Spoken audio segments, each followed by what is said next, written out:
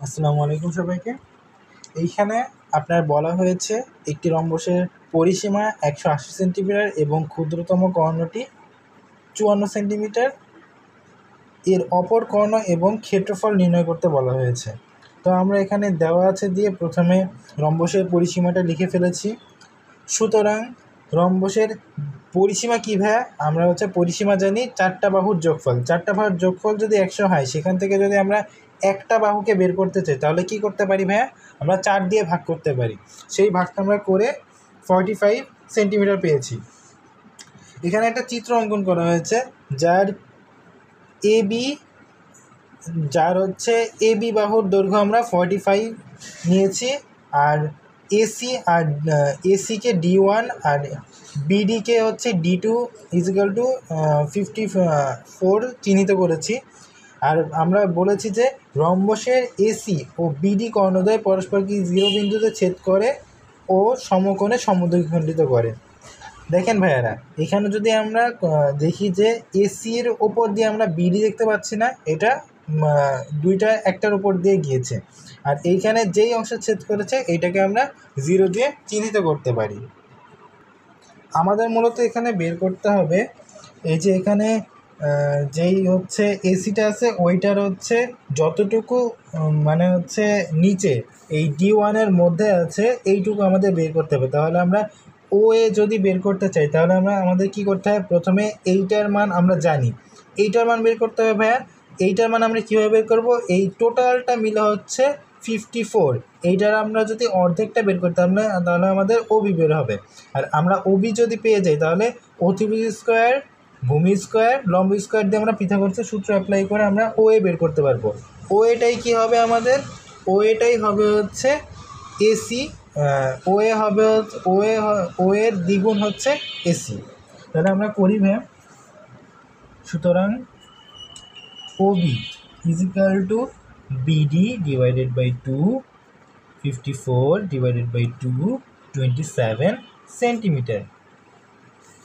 আমরা এতটুকু বুঝে ফেলছি ভাইয়া। তাহলে আমাদের এখানে ওবিটা আমরা পেয়ে গেলাম। ওবিটা কত পেলাম ভাইয়া? 27 সেন্টিমিটার। তাহলে আমরা লিখতেই পারি, সুতরাং বিডি কর্ণ হবে ওবি ও ওডি এর যোগফল। তাহলে আমরা পেয়ে গেছি ভাইয়া। তাহলে আমরা এখন যদি ও এ বি এইটাকে একটা ত্রিভুজ কল্পনা করি তাহলে আমরা কি লিখতে পারি? যে এতটুকু ধরেন অতিভুজ, এইটা লম্ব, আর এইটা তার ভূমি। তাহলে এইটা এ, এইটা বি, আর এইটা ও। এইটার মধ্যে দেখতে অনেকটা মিল আছে, বাট আমরা এই যেই বাহুটা নিয়েছি এইটা আমরা সেই কর্ণটা নিয়েছি, ওই জন্য এইটা একটু ছোট হয়ে গেছে। এবার আমরা এইটাকে আমরা কি বলেছি ভাইয়া? এটা অতিভুজ। এইটা কি ভাইয়া? এটা আপনার কি জানি লম্ব। আর লম্ব না, এইটা আমাদের ভূমি, এইটা আমাদের অতিভুজ, এইটা ভাইয়া এটি কি লম্ব। তাহলে আমরা এখান থেকে আমরা কি পাবো ভাইয়া? এখান থেকে পাবো ত্রিভুজ এ ও বি হতে পাই কি পাবো? AB square = OB square plus OA square. এইটা সমান সমান আমরা কি লিখতে পারি? এখান থেকে আমরা এটা নিয়েছি, আর এটা নিয়েছি, আমাদের এই মানটা বের করতে হবে। তাহলে আমরা এখানে কি লিখতে পারি? এবি স্কোয়ার, এইখানে আমাদের কোনটা লাগবে ভাইয়া? আমাদের ওএ লাগবে না, তাহলে আমরা ওবিটা এই পাশে মাইনাস করে ফেলবো। এখানে মাইনাস করলাম ওবি স্কোয়ার, এখানে ওএ স্কোয়ার রাখলাম। এবার আমাদের ওএটা যদি আমরা এই পাশে রাখি তাহলে আমাদের এই যে স্কোয়ারটা আছে এটার উপর রুট হয়ে যাবে। তাহলে আমরা সরাসরি লিখতে পারি √ A B square minus OB square. তাহলে এখানে আমাদের যদি আমরা এখন সরাসরি মান বসে তাহলে আমরা মানটা কত পাবো ভাইয়া? তাহলে আমরা এখানে যদি মানটা বসাই তাহলে আমাদের এখানে মান কত হবে?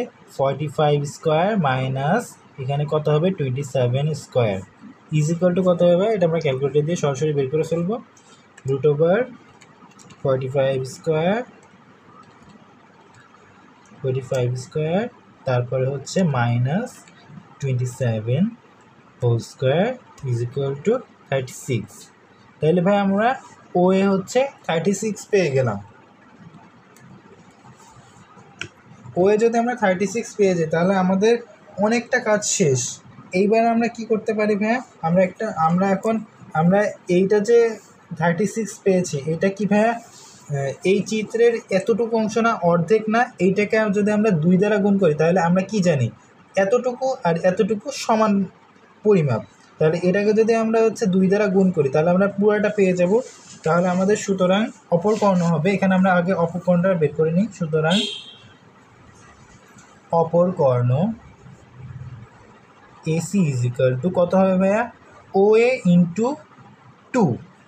তাহলে কত হবে ভাইয়া এখানে 36 ইন্টু 2 ইজ ইকুয়াল টু কত হবে 72 সেন্টিমিটার। তাহলে আমরা এটা এতটুকু বুঝে ফেললাম। তাহলে সুতরাং রম্বসের ক্ষেত্রফল is equal to half into D1 into D2 is equal to half into 72 into 54 is equal two আমাদের কত আসবে, এটা আমরা ডিরেক্ট সরাসরি ক্যালকুলেটর দিয়ে বের করে ফেলবো। সেটা আসবে আমাদের 1/2 ইন্টু 72 ইন্টু 54। তাহলে আমাদের কত আসছে 1944। তাহলে আমরা এটা লিখে ফেলি 1944 বর্গ সেন্টিমিটার। তাহলে আমরা এতটুকু লিখে ফেলেছি। তাহলে আমাদের সুতরাং আমরা লিখতে পারি নির্ণেয় অপর কর্ণের দৈর্ঘ্য কত ভাইয়া এখানে হবে 72 সেন্টিমিটার ও আমরা ক্ষেত্রফল কত পেয়েছি ভাইয়া, ক্ষেত্রফল হবে 1944 বর্গ সেন্টিমিটার।